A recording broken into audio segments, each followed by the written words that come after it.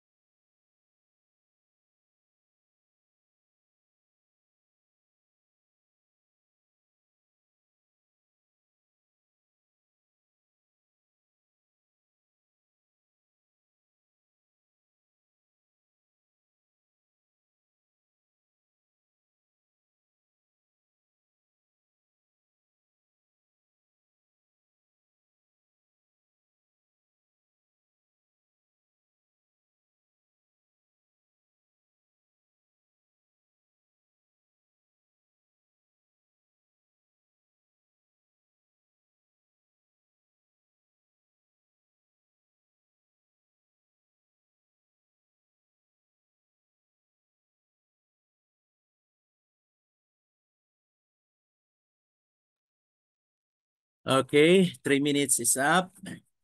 Shall we start with our lesson? Our lesson this morning is about the writing on the wall, which is based on Daniel chapter 5. And on my screen reflects 33 participants today. Thank you very much. you are still on your cell phones and on your laptops. And to begin with, shall we have our opening prayer? Anybody who could volunteer? Volunteer for opening prayer? Hello, am I audible? Marinig pa ba ako? Po. Okay, let's pray. Okay, Sir Wilfredo.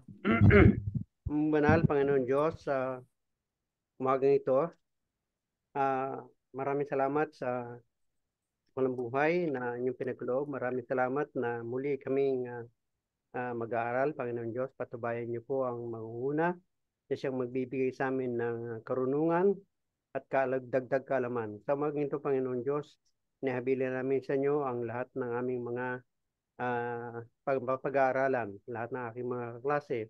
Tulungan niyo kami na siyang tatanggap upang ito naman ay may balita naman sa iba. Sa mga ito, ang pamatnubay na ng Banal Espiritu niyo yung pagkaloob. Marami pong salamat. Ang lahat na ituiling namin sa inyong banal na anak ni Jesus.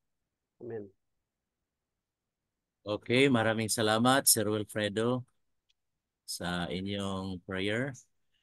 And to begin with, our lesson is on about the writing on the wall based on chapter 5. And there are 4 high points of which we will be tackling. The first is that the prince who knew the best but chose the worst. Sino kaya ito? Ang prinsipe na alam niya kung ano ang nararapat, ngunit pinili niya yung hindi nararapat. Then, a great city drinks itself to destruction. There is a time in chapter 5 that tells us about the great city who drinks itself to destruction. And next comes the judgment day. No? The judgment day. And paano nagkaroon ng judgment day? Paano isinagawa yung judgment day? It's because of the use sa sinabi dito, the unerring balances of God. Ang hindi magkakamali na timbangan ng Diyos.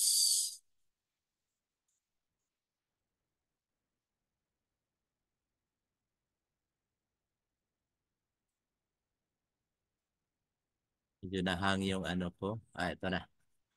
So, mga kapatid, sinabi dito, Belshazzar was a failure both as king and as a soldier. Fond of luxury, he succeeded only in bringing his empire to ruin. So, ito pala ang background ni Belshazzar. And who is Belshazzar? Belshazzar is the last king of Babylon. Ang ibig sabihin ng kanyang pangalan is Bel protect the king, because the chief god of Babylon then was Marduk, at ang ibang pangalan niya, the other name of Marduk is Bel. So Belshazzar means Bel protect the king. But sa history books, we cannot read the name Belshazzar. There are only 2 kings known in Babylon. That was Nebuchadnezzar and Nabonidus. Pero bakit si Daniel naisulat niya na king? King also, Belshazzar is also a king. Until recent times, sabi dito, complete mystery surrounded Belshazzar. Unlike the famous Nebuchadnezzar, his name had never been found in history books. Ancient historians listed Nabonidus and Nebuchadnezzar only as their kings. But in 1844, isang archaeologist by the name of Henry Rawlinson deciphered the name Belshazzar on a clay cylinder unearthed from the ruins of ancient Ur in Iraq. Doon pala itong Babylon sa Iraq, no? The inscription was a prayer of Nabonidus, the king Nabonidus, to his god Bel for himself and his son Belshazzar. So since then, more than 500 other tablets containing Belshazzar's name had been found. From them, his whole life history can be virtually restructured. So recently lang na-restructured, nalaman nila na uh, Belshazzar is also a king of Babylon. Why was Belshazzar and Nabonidus on the throne when Babylon fell? Sabi dito, the answer is simple. When Belshazzar was about 30 years old, Nabonidus went into retirement at Tema in Arabia. So pumunta siya nagbakasyon si King Nabonidus, leaving Belshazzar, his son, to rule the empire. Oh, yun pala ang nangyayari. When the Medes and the Persian attacked Babylon, yung si King Nabonidus pala ay nandoon sa Arabia. And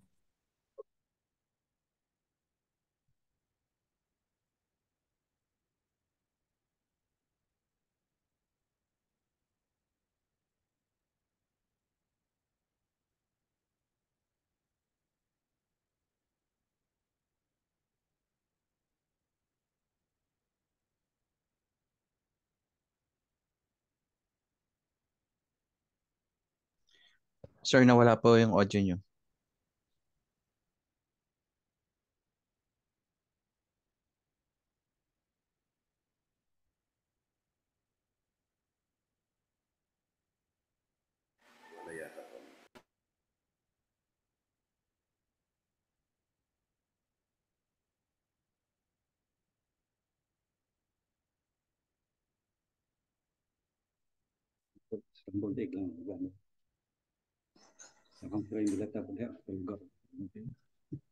Bakit nawala? Nasaan na ba yun?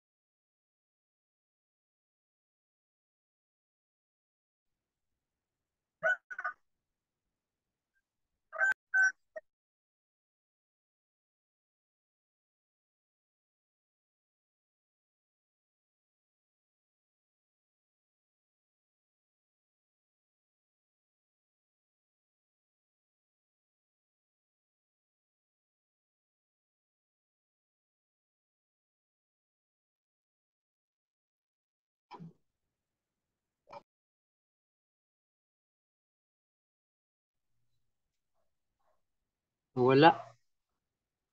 Blackout na naman siguro si April.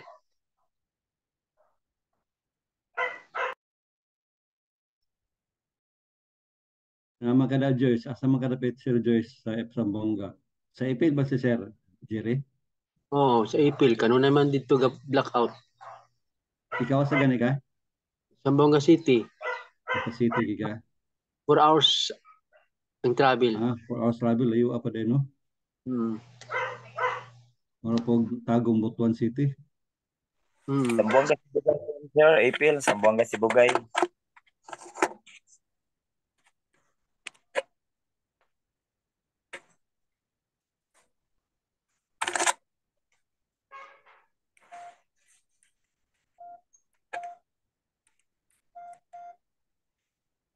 Sir Alberto ba, may speaking appointment siguro to nakakutantay.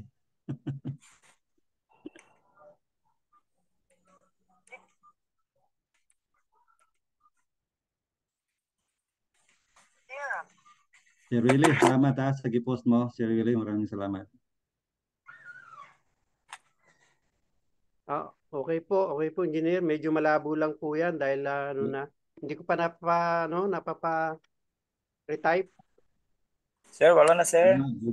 Medyo malabo. Medyo malabo nga. Ayan nyo, pa-retype ko pa, send ko ulit. Mabasa naman din. Okay naman pag zoom. Okay Kasi naman, matagal Sir ko ng Willie. collection po yan, kaya medyo luma na rin. Okay naman, sir, pag ma-zoom mo, klaro naman. Salamat, Arya. This is the Welcome most controversial and least understood doctrine of ours. The 2300 prophecy and the sanctuary. Kasi diyan po tayo hirap sa sanctuary doctrine. Yes. That separates us from other denominations. Broad ang sanctuary kasi. Oh, pero maganda. Engineer. Ano po, engineer? Yes, Engineer, good morning. Nag-message siya nga kuan daw wala daw gyud kuryente kuan sa ila. Next na lang ang professor ang mag-handle. Discuss na tag sanctuary. Ready na ba ang next professor? Wala po si Ma'am Kalim, di ba? Si Ma'am kuan po, si Ma'am Sherlyn, wala po. Oo, absent yun. So kita na yung mag-discuss ani sanctuary. Alam niyo po, po, engineer. sir ba? Sige po, ipagpatuloy natin to be continued. Importante yun kasi Engineer. the best record dyan is yung 2100 prophecy. Alam niyo po, classmate, hindi po ako nabinyagan sa pamamagitan ng 28 fundamental belief. Opo. Talaga, importante mas maintindihan natin yung 2100 Pero prophecy. nung ipakita po sa akin ang Sabado, yung tunay na pamahinga para sa Diyos. So, yun lang po ako kaya ako nagpabinyag. Then later part po, tsaka ko na lang pinag-aralan yung mga doktrina. At yung pong sanctuary doctrine, 5 taon ko pong pinag-aaralan yung sanctuary doctrine. Yun nga, yun din ang pinakaunang pinafocus ko pag-study yung 2100 prophecy, yung bagong convert ko. Opo. Interested ako sa topic na yan. Kasi yun lang ang pinakita sa akin na yung Sabado yung tunay na pahinga, hindi linggo. Yung ibang doctrine po, so sabi sa Bible, seek ye first the kingdom and His righteousness, at yung lahat ng kulang, idadagdag na lang sa atin. Yeah. Fred, sige, ano ba? Subukan natin re-study tayo sa 2000 prophecy. Sir Glenn, Sir Glenn? Anong pinakita ni Fred sa kanya ng Panginoon? Yung Sabado lang po, Sabado. The point of his conversion is the Sabbath. Kung kayo po yung nag-dream, nagdanggo. Kaya na-convert ako doon lang sa pagiging Sabat. Ngayon, yung pong 28 fundamental belief, unti-unti ko na lang napag-aralan. Kasi after a month, tinawag kami sa literature ministry ni Mrs. 10 taon kami sa literature ministry. Ganoon. Tagal-tagal din pala. Apo. Nag-resign po ako na credential. Ay, very good. Nag-resign? Ano po when I was in Bicol, bulk yung delivery namin. Ano po? Hindi namin may deliver kasi biglang case to case basis. Nagdi-deliver kami pa isa sa libro, 2, 3. Ang delivery namin noon marami. So hanggang sa tumagal yung delivery, na-reject yung iba, so nawalan kami ng ano. So the time naman po na ang mga anak ko is kinakailangan ng mag-aral doon sa high school. So kami yung Bulakenyo na lumipat sa Bicol, after that, bumalik kami ng Novaliches para pag-aralin yung mga bata. That was the time na makakuha na scholarship naman yung aking dalawang anak. Kaya Sayang, balik ka ngayon, Fred. Sayang naman nag-resign ka.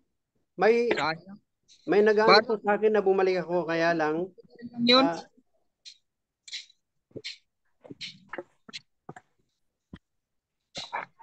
Ngayon, ilang taon ka na ngayon? Balik ka ngayon. matanda na po ako. Ano? Amat. Kaya nga ako nag-aaral na lang po ng chaplain kasi hindi ko na kayang ma-expose sa mainit na lugar. Kasi po ako, stroke survivor ako. 2019 na stroke po ako. Pero ang naapektuhan sa akin, salita lang, yung boses. Opo. Naglalakad ako nung may stroke ako eh. Sige, Yan. sige. Good luck, more power.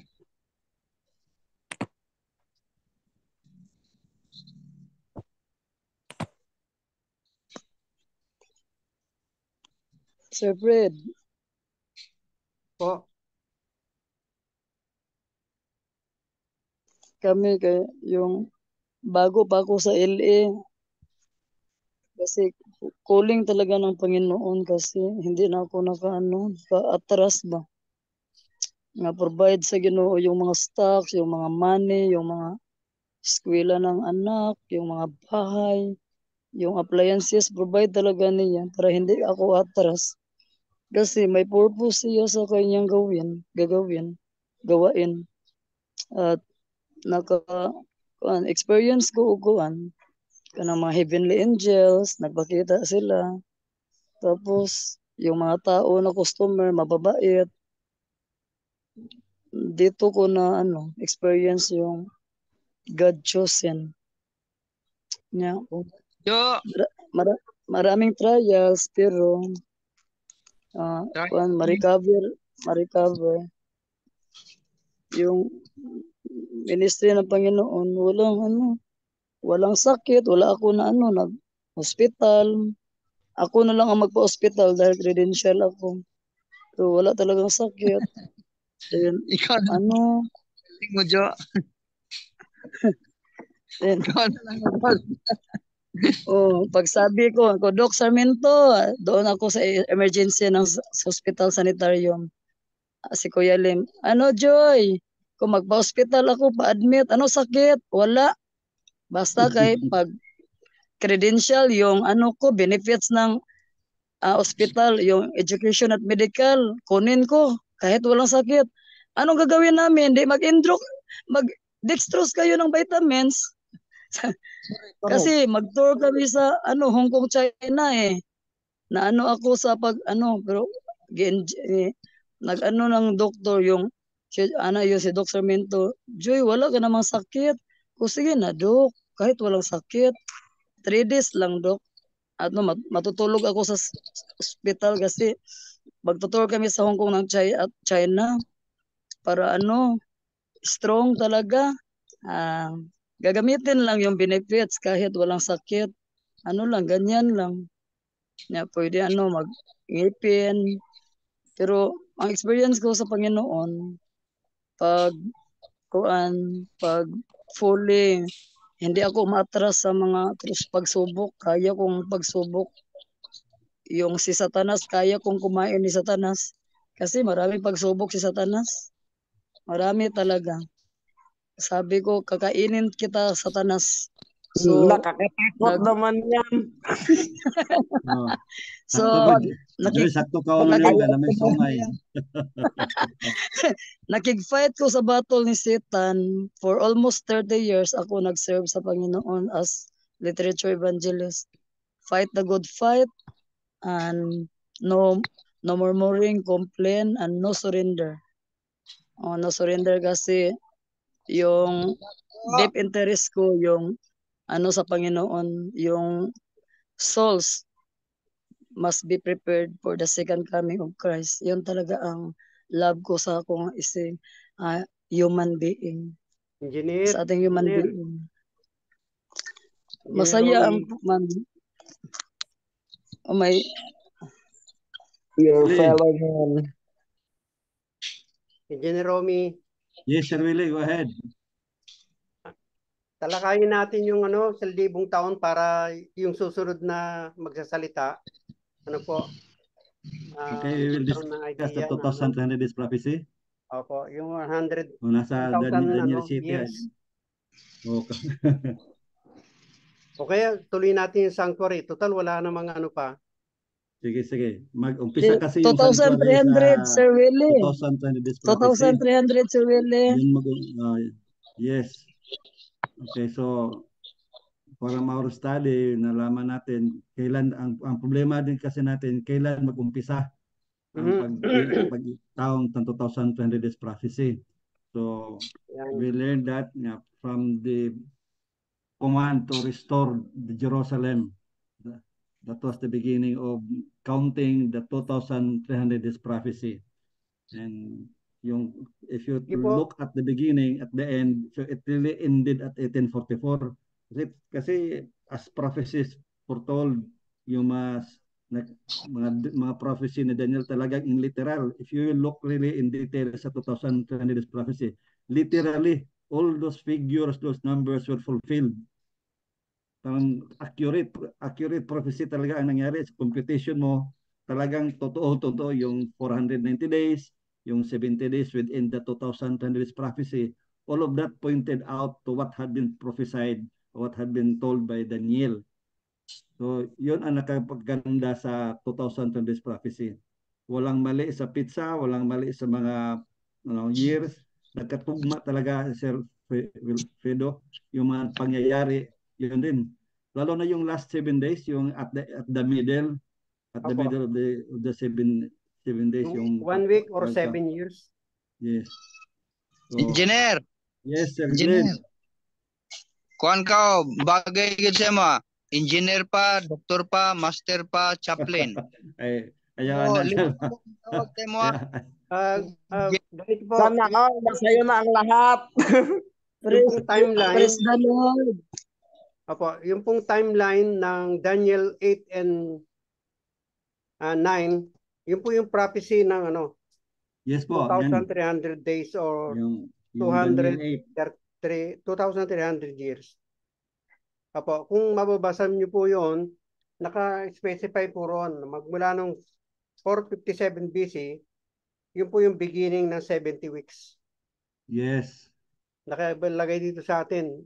Yun po yung tinatawag na 490 years. Marked by the commandments of restore May sabi doon na 70 weeks. Sabi po sa Daniel 9:25. Yes. Yun po ay in-issue ni Persian King Artaxerxes in the 7th year of the reign. Sabi po sa Ezra chapter 7, 11 to 16. Opo. Yun po yung tinatawag na na hula. Sabi po sa AD 27 naman, yung AD 27 po, sabi sa ating pag-aaral, end of the 69 weeks, 483 years predicted for the coming of anointed one, Messiah. Yun po yung sa Daniel chapter 9 verse 25 na masusupungan. Ang sabi po, and the beginning of the last week fulfilled the 15th year of the reign of Tiberius Caesar, when Jesus was baptized and began his ministry. So makikita natin yung timeline ni Daniel, totoo lahat. Opo. Yes po. Sabi sa AD 31, yung middle of the last week. May binabanggit dito na week of 7 years. Ang sabi pong gano'n.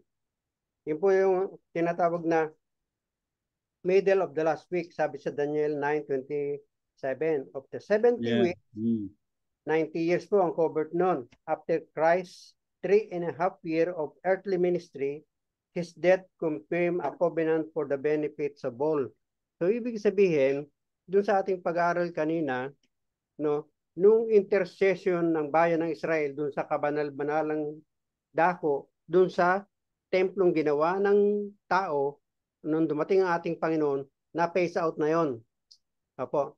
At nang siya mamatay at nabuhay na magbili at pumanik sa langit, kagaya dito sa ating pinag-aaralan, yung pong mission niya ay nasa langit na, nakabanal-banalang dako. Sabi pong ganon, at the end of 70 weeks, 490 years, marked by the martyrdom of Stephen and the related persecution that scattered Christians from Judea and to spread the gospel to the Gentiles. Hindi ba tinanggihan sila ng mga Hudyo kaya hinirang si Pablo nang patayin nila si Stephen? Kaya po no, AD 1844, end po yun ng 2,300 days. Na ibig sabihin nun, ang literal na meaning ay 2,300 mga taon. Alam natin ang isang taon sa Diyos. Isang araw. Okay. Isang araw lang, isang araw sa Diyos, isang taon sa atin. Yes. Kaya pinasabing 2,300 days ay years sa atin. Sabi kong gano'n, mark the beginning of the cleansing of the heavenly sanctuary at the end time work for judgment. Di ba? Yun yung pagpanik niya sa langit noong 1844 because of the great disappointment. Kaya po, ang sabi ko nga kanina sa Revelation, ang sabi kanina, ay manghula kang muli. Kasi pinakain sa kanya yung libro, napakatamis sa kanyang bibig, pero pagdating sa kanyang sikmura ay mahati. Yun yung great disappointment. Yes. Pinaramdam sa kanya ng Panginoon. At ang sabi doon sa chapter 10 na yun, manghula kang muli. Kaya nga nagkaroon na ng panghuhula muli, ano po, at nangyari nga, na nasumpungan nila, nakita nila sa Biblia, dito sa 1844, yung pong sanctuary wala na eh. Fall of Sanctuary AD 1844. Alam natin yun. Di ba? Na nanggirahin ng mga Romano ang ano, nawala na yung sanctuary na yun. Ibig sabihin, yung palang 1844 na sinasabing darating ang Diyos sa kanila para sila kunin, umpisa pa lang pala yun ng investigative judgment na nang sabihin na ng ating Panginoon ay pumanik sa langit. So ibig sabihin, wala yung sanctuary pinag-uusapan nila. Yung sanctuary na nasa kanila ngayon ay yung nasa langit. Nag-i-intercede ang ating Panginoon. Kasi hindi ba, pagkatapos niyang mamatay, nagpunta siya sa langit, pumanik na siya sa langit, naupo siya sa kanan ng Ama. Yan. Yung palang cleansing of sanctuary na binabanggit ay yung sanctuary sa langit, hindi sanctuary dito sa lupa. Kasi nga, nag-iba na yun. Opo. Yan. Kaya nga, ibinigay ang gospel sa Gentiles ng tanggihan ng ating Panginoon. So, kasama tayo ngayon sa cleansing. Ano man ang ating ginagawa at sinasalita sa oras na ito, ipagsusulit natin. Bukas po ba? Hindi. Ngayon natin ipagsusulit. Ayan. Kasi, Sir, ngayon tayo nakasalang sa investigative judgment. sir, Opo. pwede tanong? Sir, pwede, nung bata pa ako, palagi ako nakarinig yung investigative judgment kasi palagi ako mag-attend ng mga crusade, mga ganyan. Hindi ko naintindihan masyado yung ano yung investigative judgment, ano yung specific na ginawa ng Panginoon or sinong mga involved dyan. Ibig po sabihin ng investigative judgment, iniimbestigahan tayo na hindi natin alam.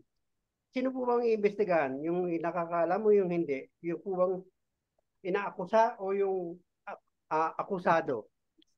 Ano po? Hindi ba sa judgment po, sa kaso sa ano po? Ang sabing ganoon,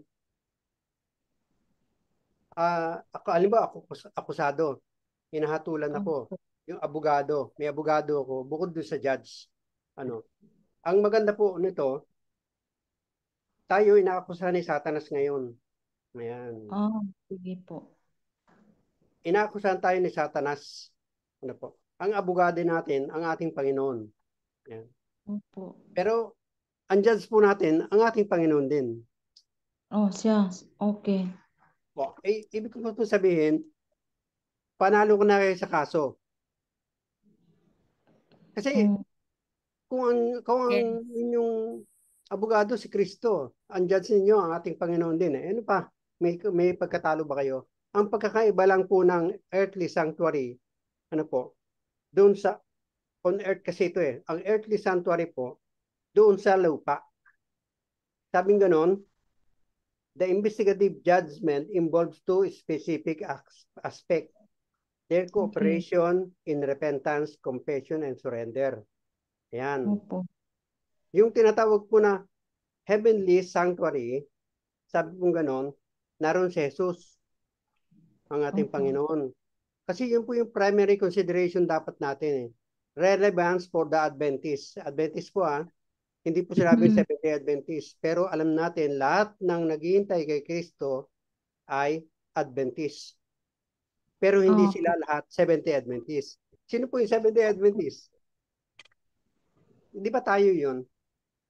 Seventh-day Adventist. Ibig sabihin kasi, naghihinay tayo na ikaw lang pagparito, nangingilin tayo ng 7 araw. Pero yung mga Kristiyano po na iba, nangingilin ng linggo. Yan. Kayo na pong hahatol doon, hindi po ako. Yan. Kasi po ang subject ng sanctuary ay susi na mag-a-unlock sa atin sa Great Disappointment noong 1844. Yan. It opened to view a complete system of truth. Kasi nagkamali sila noon eh. So, sabi kay Juan Revelador, maghula kang muli. Sa tingin mo, sir, pag matapos na gawin ng Panginoon yung ginawa niya ngayon, kung ano man yung ginawa niya ngayon, babalik na siya? Ay, eto po. Binanggit po sa Revelation yung tama po 'yon, pero binanggit sa Revelation po yung dalawang yung tinatawag na close of probation. Kailan 'yun? Yan. Alam niyo po ba para sa akin dalawang close of probation? Una, Kristiyano man o hindi, nakakilala man o kay Kristo, ano po?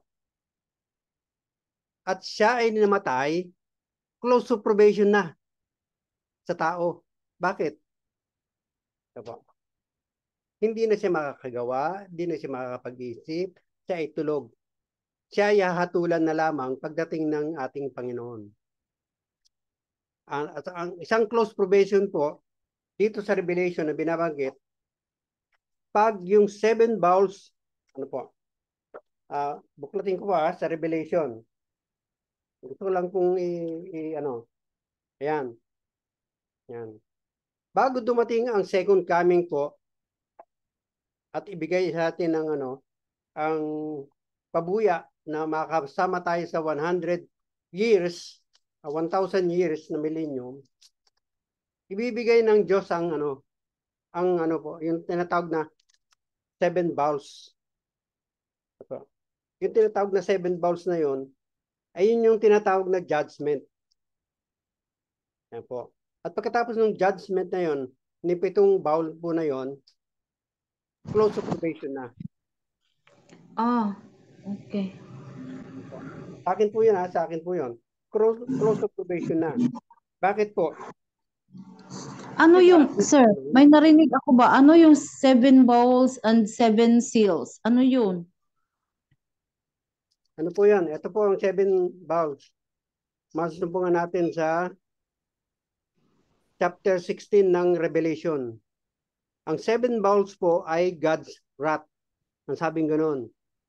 Yan. Kung babasahin nyo yung chapter 16, ano po, doon nakasulat ang 7 bowls.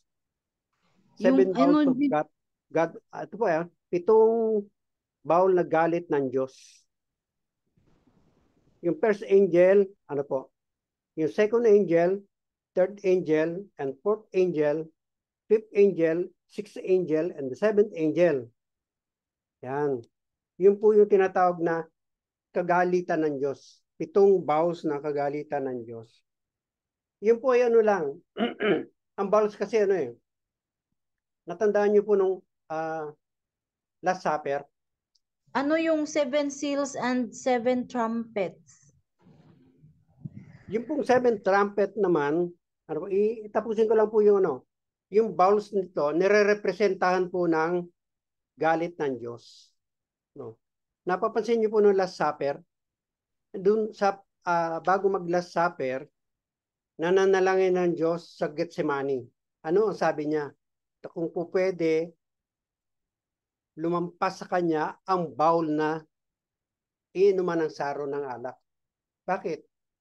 Kasi po, ibig sabihin nun, yung bowls na yun ay yung kamatayan na dala-dala. Ayun po. Pero sabi nga ng Diyos, dadaan at dadaan si Kristo ron para sa ating mga kasalanan.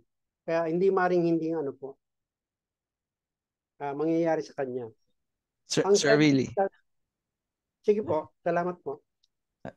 Sir Willie, yung nabanggit niyo po with regards sa close of probation, yung pag namatay ang tao, tapos kapag andyan na yung 7 salot, parang meron pa po isa, Sir Willie. Apo. Doon po sa Hebrews 6 verse 4 to 6, kung inyo pong mabasahin. Parang palagay ko po ay isa rin tong close of probation, yung winawalang natin yung Holy Spirit sa buhay natin, yung power ng Holy Spirit. Tingnan niyo po, Sir Willie. Chapter 6, verse 4 to 6. 4 to 6. Sabi po rito, it is impossible for those who have once been enlightened. Ayan, once been enlightened po maliwanag.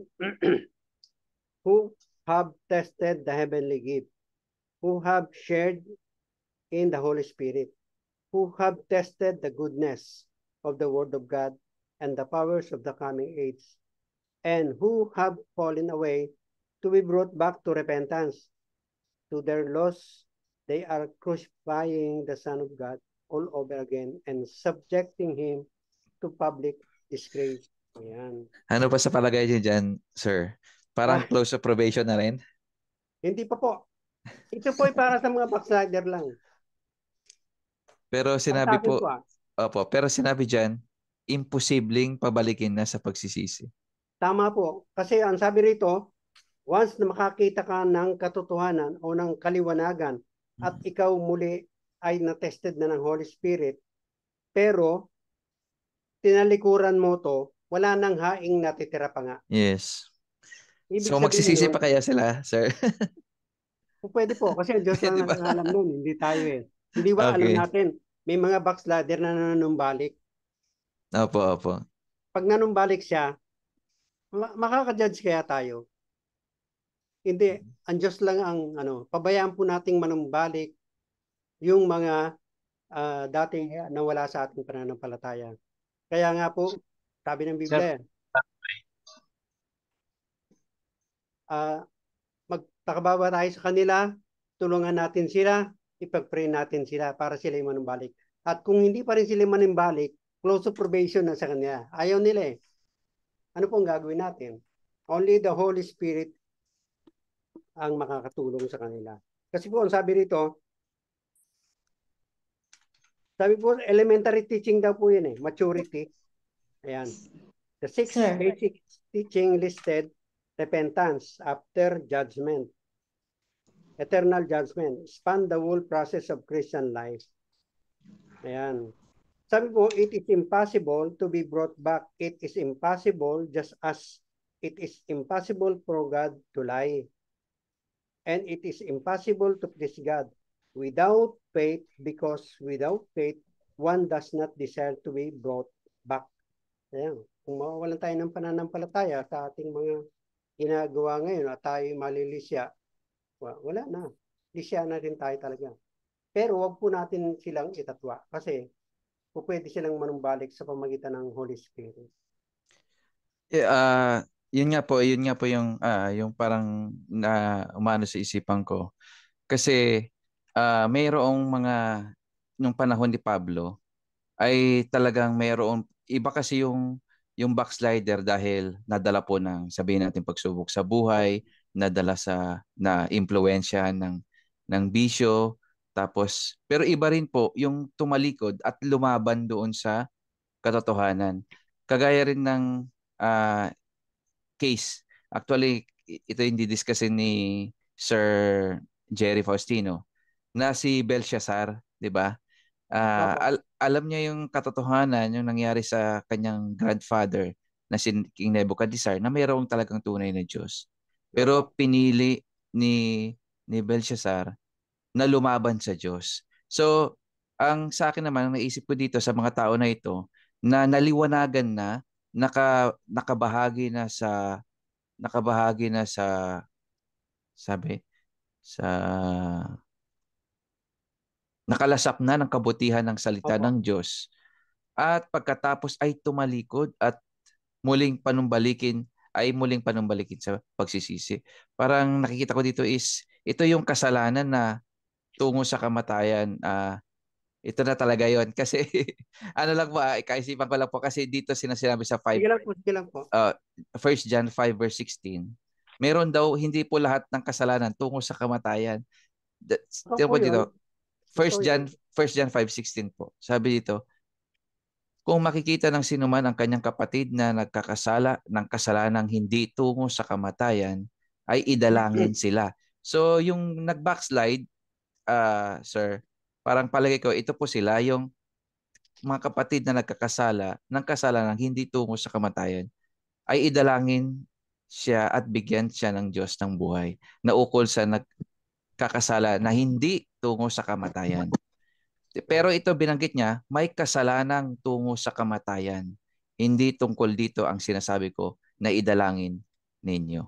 So, yun po yung napag-conclude ko na mayroon talagang mga tao na tumalikod na at nilabanan ang katotohanan, parang nilabanan ng Diyos, at ito yung binabanggit sa aking palagay sa Hebrew 6 verse 4-6 na muling imposible na muling panumbalikin sa pagsisisi. Parang yan lang po. Maraming salamat po. Totoo naman po yun. Alam po ba yung kasalanang pinapatawad? Yung hiningi ng kapatawaran. Yan. Tama po yun kasi ang Biblia nagsabi, ang sabi, kung ikaw ang nagkasala sa iyong kapatid, humingi ka ng tawad. Kung siya ang nagkasala sa iyo, dapat ganun din, di ba? Kung hindi lumapit sa iyo, hindi mo patatawarin. Patawarin pa rin. Patatawarin pa. Kaya nga napakahirap magpatawad ng kaaway. Oo nga po.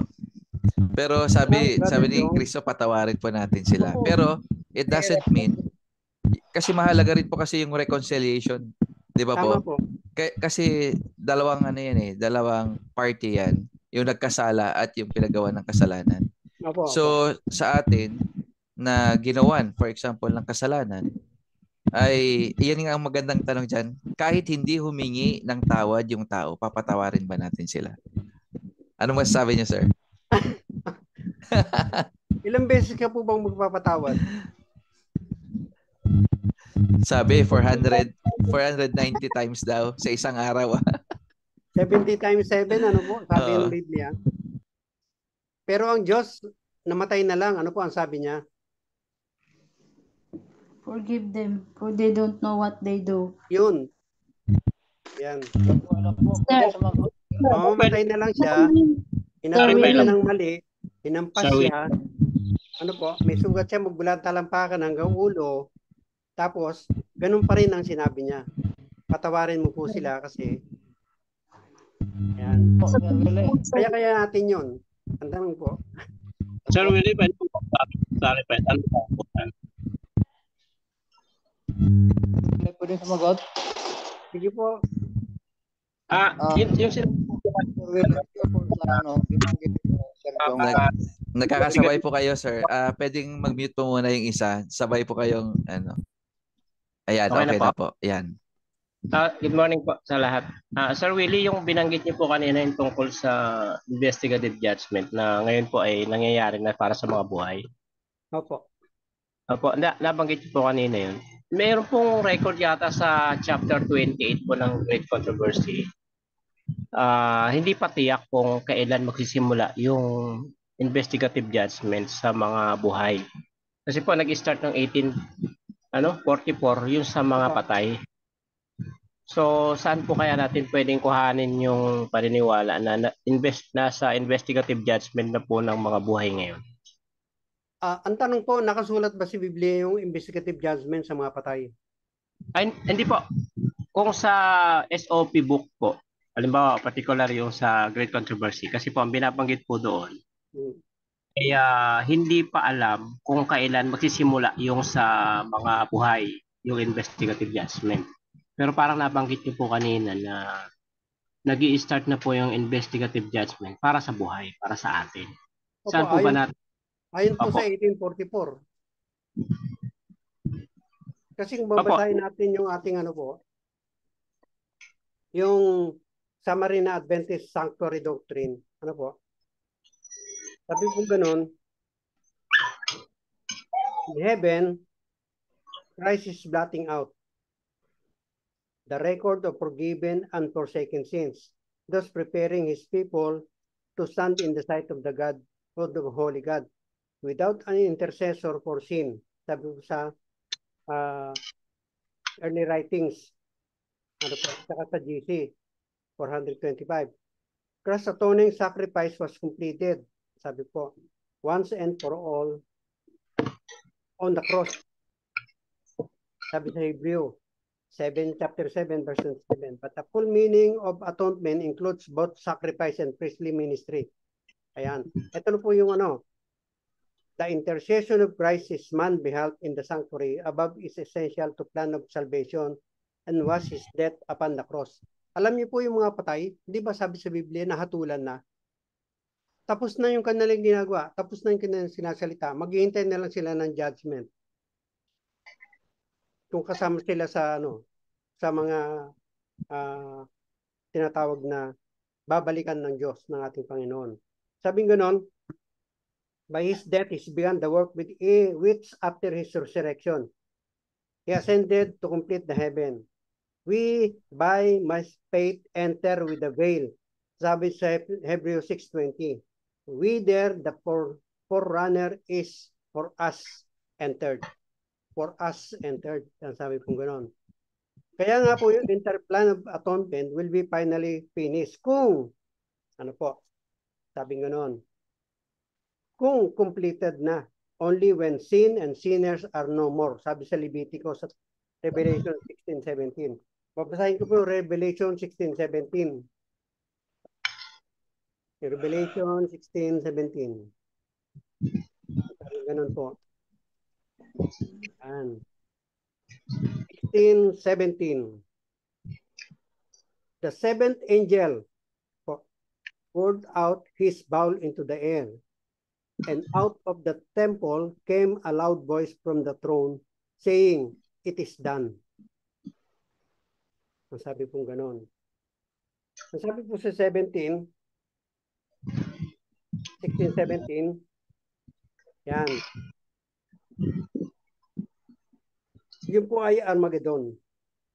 Out of the temple, 15:16, there is no distinction and revelation between the heavenly temple and God's throne room. Ibig sabihin, tayo ngayon ay nakasalang. Kaya nga sabi ng Biblia ang sabi ng Biblia, masama man at mabuti ang ating sinasalita at ginagawa, ipagsusulit natin. Kailan po natin ipagsusulit yon? Pag namatay na ba tayo? Hindi po. Ngayon natin ipagsusulit yon. Siguro, kinakailangan ding balikan ko yung sinasabi po ninyo sa page na na sinabi ni Mrs. White. Kasi hindi lahat po ng ay may lokasyon doon sa sinasabi ng Biblia. Kasi ganito po.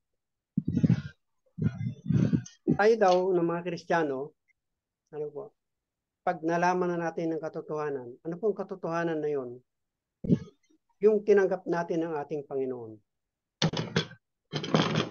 Sabi nga, unti-unti ipapakita sa atin ang katotohanan sa pamagitan ng pagbabasa ng Biblia. At kung hindi natin makita doon, may pangalawang lesser light, yung sulat ni Mrs. White. So, sa akin po, hindi tapos na po i-judge sa mga patay.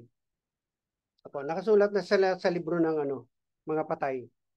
Yung libro ng buhay, sabi po, doon sa Revelation, binuksan, sinisiyasat. Yung po tayo, libro ng buhay yun.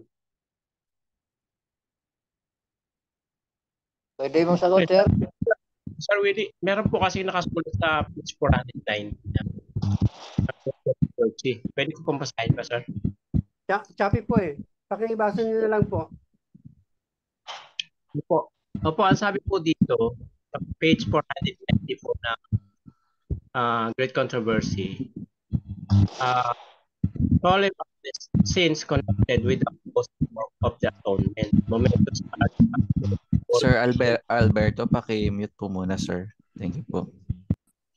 The judgment is now passing in the sanctuary above. For many years, this work has been in progress. Soon, none know how soon it will pass to the cases of the living. Ibig sabihin, sir, kahit po sa sulat ni Ellen White sa Great Controversy, wala talagang nakakaalam kung kailan yung mangyayaring investigative judgment para naman po sa mga buhay. Wala siyang particular na sinabi na date si Ellen White doon sa Great Controversy. Ewan ko po sa ibang libro. Salamat, sir. Tama po yun. Pero sa ating summary ng Sanctuary Doctrine, may binanggit na 1844. Nag-umpisa na yung tinatawag na investigative judgment. Involves the two specific. Yan. One on earth. Yan. Two in heaven. Ayan nyo po, pag-aaralan pa natin mabuti yung mga sinabi po ninyo. Kasi wala namang mali, wala totoo. Meron po tayong healthy discussion. Kaya nga po, lahat po pwede namang magbigay ng puro-puro. Pwede pong maganda. Pag-aaralan natin. Sir Randy, si Sir Alberto, baka may sasabihin siya tapos sunod ka na, sir. Po, sir. Sige po. Yung sabi na yan sa Hebrews 11:6 ba yun? Na wala nang yung para sa mga nagkasala, hindi na po maliligtas, hindi na pwede mabalik. Yung ba ang sabi? Yung wala nang i-sacrifice na maibigay sa nagkakasala. So, ang alam ko yan, kasi sabi dyan, out of grace tayo ngayon. Yung nakasulat yun sa mga Hebro, na wala na talaga, tapos na ang gawain ng Panginoon doon sa cross. Pero rin nangangahulugan na yung nagkakasala ay di na pwedeng magbalik. Kasi out of grace pa nga ngayon eh. Yun ang sabi ni Paul sa mga taga-Hebro, na wala nang para sa kanila na tupa na gagamitin para mailigtas yung nagkakasala. Tapos na eh, yung Old Testament eh. Nandito na tayo ngayon sa New Testament, out of grace. So kung mayroong mga nagkakasala dyan, backrider, pwede pa rin bumalik yan sila. Hindi pa sila mahatulan natin na hindi na pwede magsisi. Yun lang po. Okay. Tama po yun, sir. Actually, ang Panginoon po ay lagi pong nakaantabay at naghihintay sa ating bumalik tayo.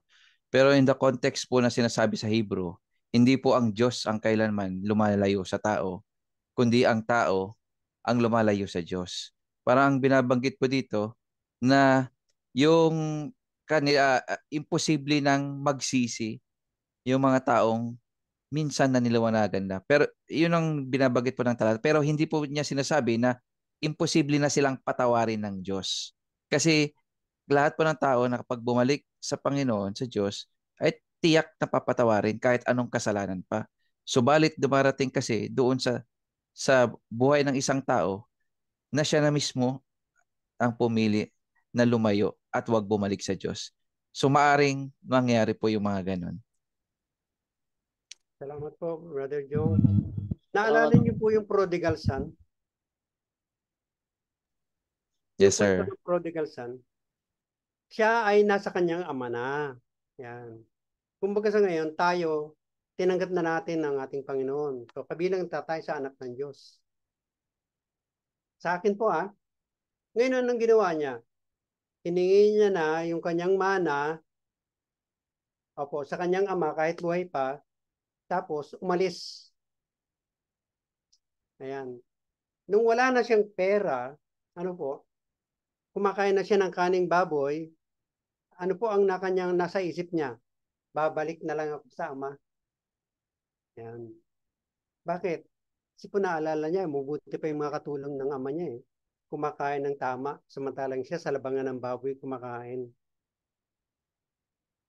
Pero bago siya dumating sa kanila, hindi ba naka-open arms yung kanyang tatay? Open arms. Handa pa siya ng isang matabang baka. So, ganun yung Panginoon ngayon. Sa mga nasa kanya na lumabas, patuloy siya naghihintay, naka-open arm. Yan. Hinintay tayo para manumbalik. Yan po. Kaya hindi natin maiisip na ang pagkakasala kasi, Kaya lang po sa chapter 5 ng lesson natin, ng Daniel, Sir Jong yung sabi ron? Many tekel aparsin, sabi. Ang tanong po, naintindihan ba ni ni Belshazzar yung sinabi? Hindi po. Hindi niya kasi nanghingi siya ng tulong Ano po bang word yung many tekel Aramaic? Hindi naman salita ng mga tig-Ehipto yun. Di ba? Kaya siya nanghingi ng kay Daniel. Nung malaman niya ang meaning nun, ano po ang sabi? Kung nanumbalik sa Panginoon, at isang pinakamasamang nangyari po noon, yung nasamsam nila na sa Holy Temple na mga gamit, ginagamit nila nung oras na yun. Hindi na nga sila naghingi ng tawad, ginamit pa nila yung mga bagay na yun. Ano po ang nangyari sa Ehipto? Nawala, nasakop. Diba? Anong ginawang paraan? Ang Diyos kasi nagbibigay ng ng paraan noon sa mga ibang bansa para masakop. Kasi upang ipakita sa kanila na ang kanyang bayan ay nagkasala. Pag nagkasala ang kanyang bayan noon, dadalhin sa pagkalipin. Pag nagbago na naman, dadalhin naman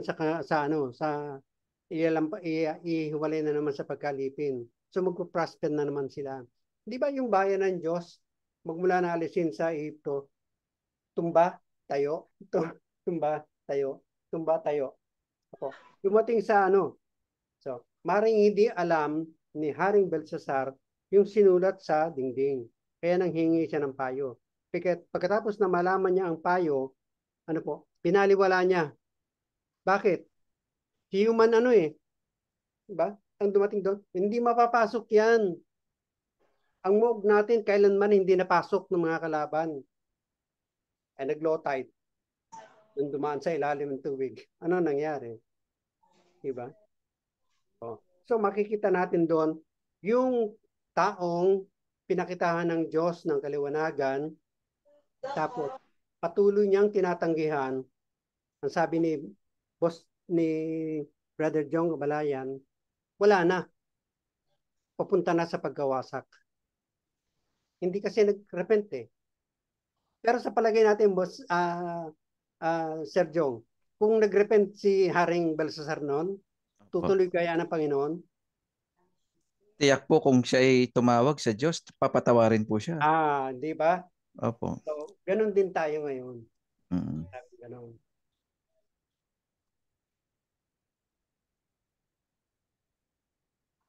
Subalit yun nga ay tumigas po ang kanyang puso. Yun nga yung po natin na talagang dumarating sabi nga nila, sa point of no return. Maaring dumating na tayo doon sa point of no return na patuloy nating nire-reject yung calling ng Holy Spirit at hindi na natin namamalayan, tumitigas na pala yung puso natin. At hindi na natin minsan maisip na lumapit pa sa Diyos. At yun lang po ang kaisipan ko. Salamat po sa discussion natin. Sir Willie. Totoo yun. Sir Willie. Ang magandang halimbawa sa atin yun. Sir, sa tingin mo, sir, doon sa nag-reflect ako ba sa discussion ngayon ba? Sa tingin mo, the best the best evangelism strategy ngayon na time na ngayon is to seek the lost, like mag-spend talaga ang ating church na hanapin yung mga member na saan na sila ngayon or within the basta kung ma-reach out sila, i-reach out sila. Kasi naalala ko noon ba, 1980s ata yun, grade 1 or ano yun.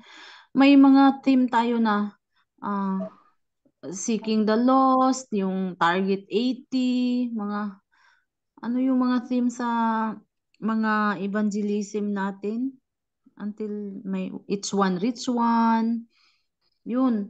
Sa tingin mo, Sir Willie, ngayon na palaging bukang bibig ng halos lahat ng mga Seventh-day Adventist Christian na Jesus is coming, very near na Jud, makita na yung mga signs. Sa tingin mo, yung evangelism strategy na talagang pamilya, yung mga nawala na sa pag-alagad, hanapin talaga, i-convince talaga sila at sila yung ipagdasal natin lagi. What do you think, Sir Willie?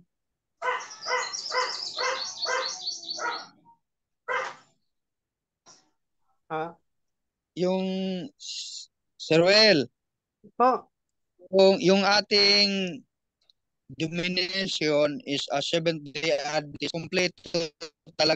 Kompleto talaga sa lahat ng mga ating departamento, focus talaga sa evangelism. Pero ang problema, maliit lang ang nag-work. Yan talaga ang totoo. May departamento sa Sabbath School, may Elders Council, may evangelism, may family life, may health, may publishing, meron pa sa SULADS, may GO, may GE, Jesus for Asia.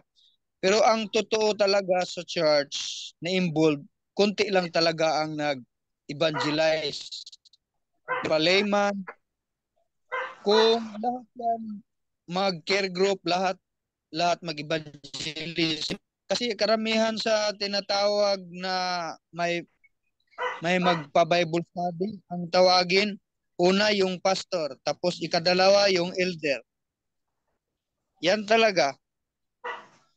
So kung lahat na mag-evangelize, tapos makita na ang Christ-like character, tapos yung mga signs of the times, nakita na natin, halos lahat na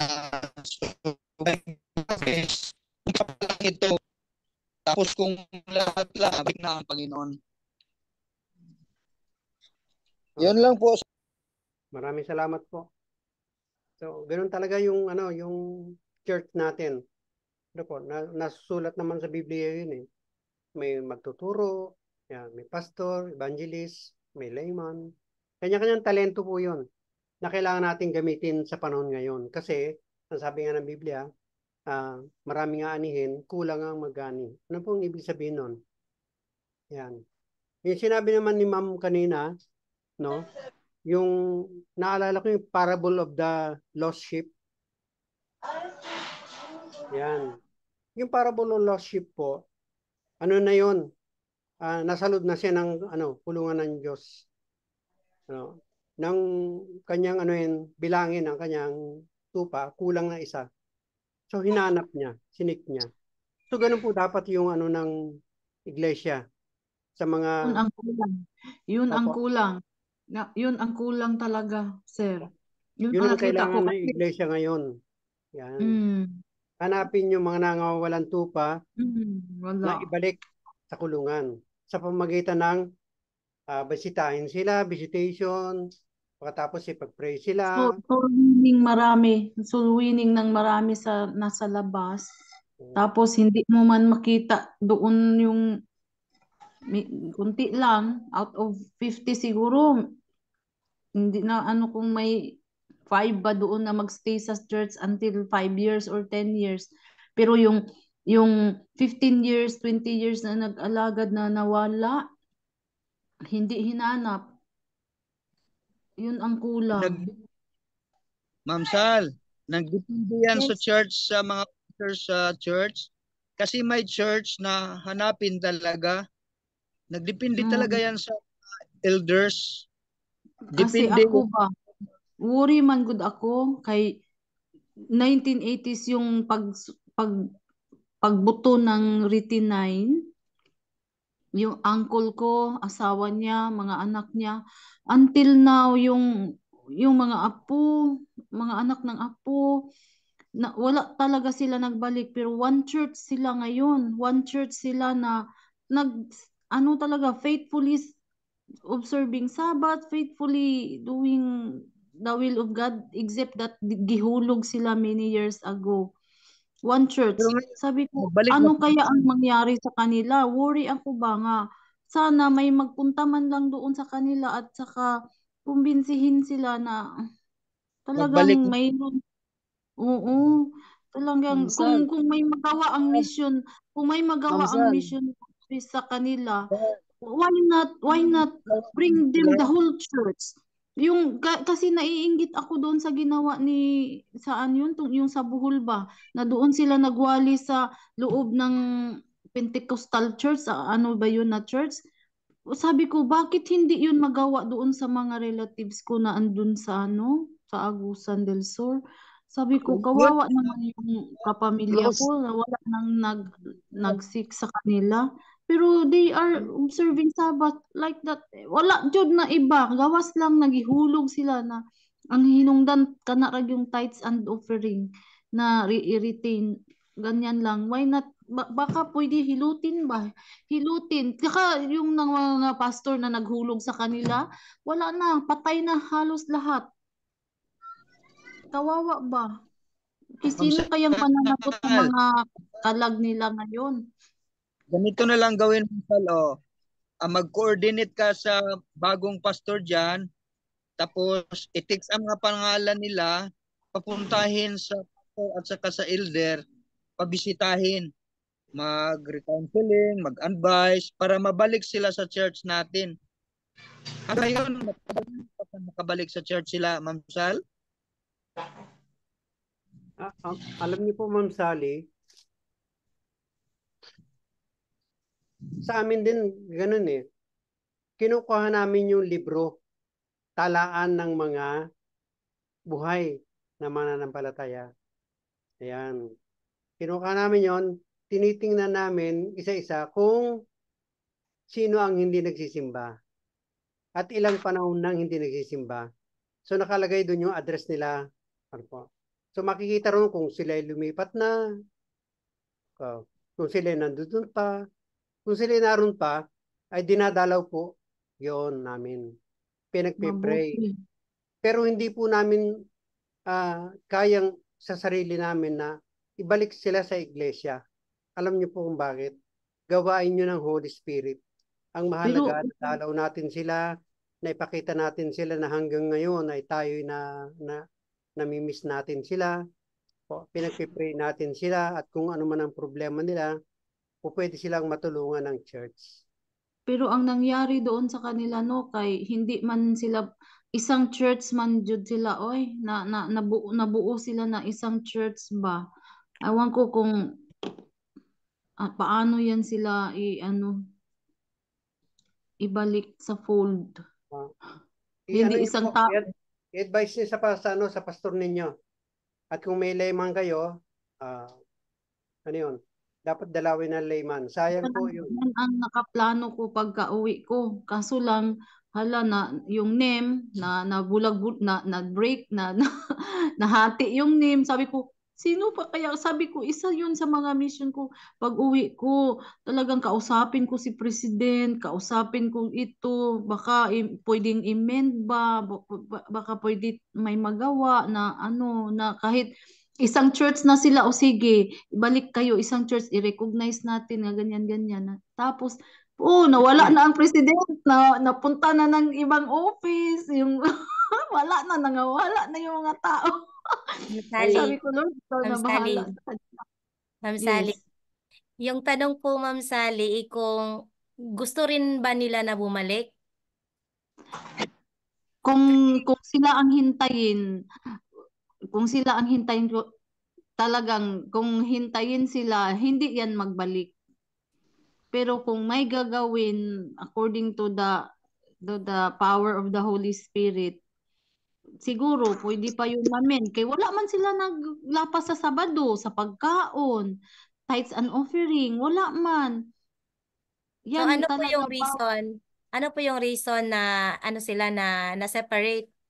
Baka kasi yung reason na na-separate sila is pinapractice pa rin nila. Kaya nga, turuan sila or iba, hilutin ba kung may magawa na hilutin. Kung may magawa na pwedeng hilutin. May kukwento po ako, Ma'am Sally, Ma'am Richel. Ano to po? Okay, yes, yes. Ito po yung nangyari sa North Caloocan. Ito po yung totoo. Ano po? Isang buong pamilya, ano po, nag-backslide magmula nung ang tatay nila ay mamatay. Ang tatay nila ay deacon, ano po, sa Novaliches Church. Ayan. Matagal na panahon, naka-bakasyon sila. Hindi sila mailapit sa church kasi ang church malayo. It takes 40 pesos para makarating sa church. Ayan. May isang tao na sabi niya, ano kaya ang maganda ron? Kung may makarating man, isa o dalawa. Ayan. Alam niyo po, nag-solicit sila. Ayan. Naggawa ng church malapit doon sa pamilyang yun. Yan. Alam niyo po, 2 taon na ngayon yung church na yon. Na nandoon sila lahat. 70 persons. Opo. Lahat po yon ay backslider. Pero ngayon lahat sila nagsisimba. Opo. Yun sana ang gawin doon. Inadapt sila ng CLC as community. Pero may church na sila. Ano po? Lahat yun kamag-anak ko. Ma'am Sal, ano ang kwan nila, bakit lahat sila naging option sila, Ma'am Sal? Yung mga parente Ito kasi yun. Doon sa Bayugan, diba, doon nagbuto yung retinine. So yung mga pinaka-leader nila na founder din nila yan, wala na, nangamatay na to sila. Wala na dyan. Pero sila yung na-convince na mag-retinine, nagbuo sila ng isang church. So from there, mga 1980s pa ata yun, nabuo sila ng isang church doon sa Magkiangkang. Tapos, wala na yung mga leader. So, basta nahulog, disfellowship sila. Then, yun ang reason na nagbuo ng yung retinine. Abot kung sino yung leader na nag-lead ng retinine. Yun, nakasali yung uncle ko, mga anak niya, asawa niya. Until now, may mga apo na, may anak na ng apo, mga ganyan ba? Tapos yung halos mga pamilya-pamilya lang yun sila. Tapos ngayon na palagi tayo nag-discuss ba, nag-study ng mga ganito. Sabi ko, paano kaya yun? Sino kayang mag-rescue sa kanila? Ang first, Ma'am Sal, ang first solution niyan, puntahan talaga sa district pastor. Puntahan talaga, tapos mag-sharing doon. Kasi yung doktrina nila at saka doktrina natin, pareho lang man. So, ituwid lang yan. Yung sinabi mo na hiluton lang, hiluton lang ba? Talaga ba? Makita ang Christ-like character. So, meron naman silang church. So, pag makumbinsi sila, yung church nila palitan ng Seventh-day Adventist, hindi na retinine. Yun lang yun lang sana. Mag-pray sila. Ganon, aywan ko kung may nag-effort ba na church pastor na or district leader na nag-visit sa kanila. Hindi ko alam. Kung may kakilala ka doon, tawagan mo yung pastor doon. Tapos puntahin i-text mo ang pangalan ng mga relatives mo doon, uncle, papuntahin talaga doon. Tapos mag-explain doon, ganun-ganun, about sa doktrina natin, pareho lang man. So by God's grace, ang mga tulong ng mga kapatid, Yan ako palagi kung di walang mapunta doon, natin, wala lang din. Meron talaga mapunta doon. Sal, God bless. God bless you. Ma'am Sally, na may written na diri sa amo, nibalik naman. Namalik naman sila niya. Wala lang, nagpadayon lang jud sila didto niya. One thing nga na-appreciate nako sa ila no kay ang mga balo nila, kay naadjud allowance every month. Mga balo nila. Muna mosamot sila kadaghan kay gamitan magkwarta. Inana pud nilang plano ang ilahang kuan. I don't know kung nag-increase ba sila in number. Murag maura man gyud sila. Namatay na lang ang akong uncle in town. Wala jud taon to nakabalik. Lagi pero basahon na mo ang tambag ni Mrs. White kaya mahawa sila kaya dili sila ato man. Sergio, Gani kaluoy pod oy. Wala gyud ning rescue sa ilaha ba. Wala ning reconcile, wala ning reach out gyud. Sergio, Nya, andiyan ka pa? kung man kung kasalanan kanang katong Yes, sir. leader nga nag-leader nila nga nag-convince nila nga mag-resign ta or katong leader nga naghulog sa ilaha sa iglesia. Nya, wala na ni kamuang-muang ng mga apo sa tuhod, wala na nay kamuang-muang unsay nahitabo sa una. Nagpalo lang pud jud sila, nagsunod-sunod. Luoy ba? Ma'am Sal, pareha na kang Pastor Michael Kapapas, meron written 9, meron David dyan. So ang first choice namin, pinuntahan talaga sila. Marami yun sila, 30. So pinuntahan ni Pastor Michael and explain na ni Pastor Yun Michael. ang gusto ko. By Yun ang God's grace, gusto ko. nagbalik sila. Nagbalik na Gusto sila. ko sana i-request, nag-wish ako na makauwi ako last October. Nag-contact na ko palagi kay Pastor Michael Kapapas. yan. Pero Kapapas, naputol yung sana mapuntahan din niya yun. Yun ang pray ko palagi na ma-reach out. Kasi kung ano Yes, ang sir. nakahulog sa kanila, doon sila i-strengthen. Kung saan sila fallen, yun ang gawing pagpabalik sa kanila. Correct. Hindi pwede man yun kuan ba yung mag-compromise or mag-transcendence ba na proseso ba na okay, dito lang kayo, manatili kayo dito na church, tapos yan, hindi na hilabtan yung organization nila ba, basta mabalik lang yun sila. Sir Jong, magandang tanghali. Sir Jong, ipag-aralan natin yung Daniel 5:24, Daniel 5:26. Opo. Sige po, basahin ko po. Para wala pa naman yung natin, professor natin, para matapos tayo ng alas 12. Malaman natin yung kung anong ibig sabihin ng mga bagay na yon at kung ano ang relasyon sa ating buhay ngayon. Engineer, pwede po.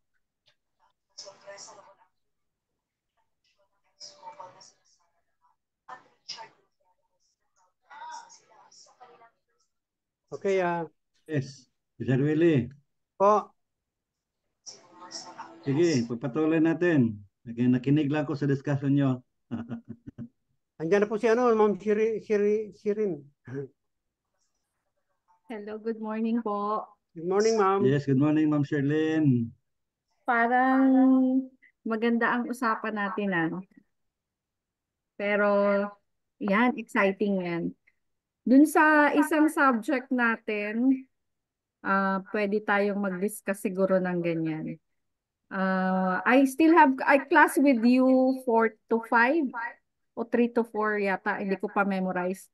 Pero this time po, let's continue our English. Okay po. 11:30 po, let's have a 3-minute personal necessities. Opo, salamat po. Yung 4 to 5 po, yung for the home and family life. Ma'am Sherlyn. 4 to 5. Yes, Okay home po. and family life. Wow, ganda to Sige. ah. Sige po.